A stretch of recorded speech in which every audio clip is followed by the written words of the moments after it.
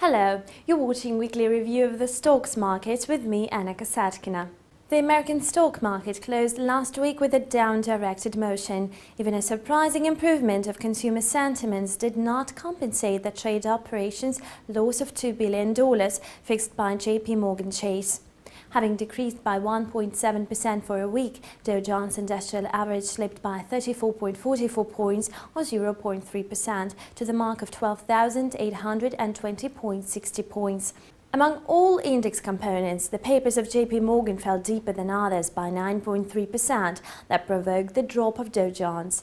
S&P slid down by 4.6 points or 0.3% and closed at 1,353.39. The sharpest slump was demonstrated by the financial sector. For 7 days, the index had eased by 1.2%. Nasdaq Composite managed to close in a positive zone at 2,933 points. The flash estimate of consumer sentiment by Thomson Reuters and Michigan University has elevated in May to 77.8 from 76.4 in April, while economists were waiting for a setback. Meanwhile, the U.S. Producer Price Index decreased in April by 0.2%.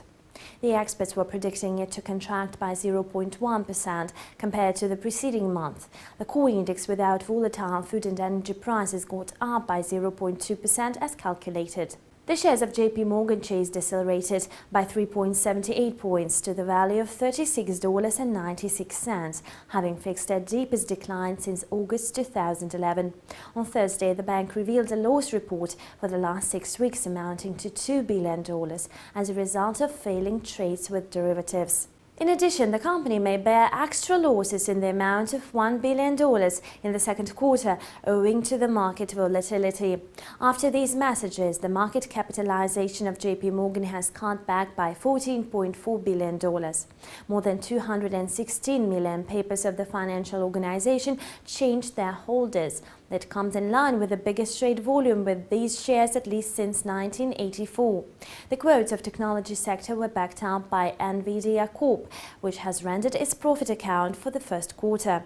The actual reading exceeded expectations. The profit forecast for the second quarter also came above the current estimates.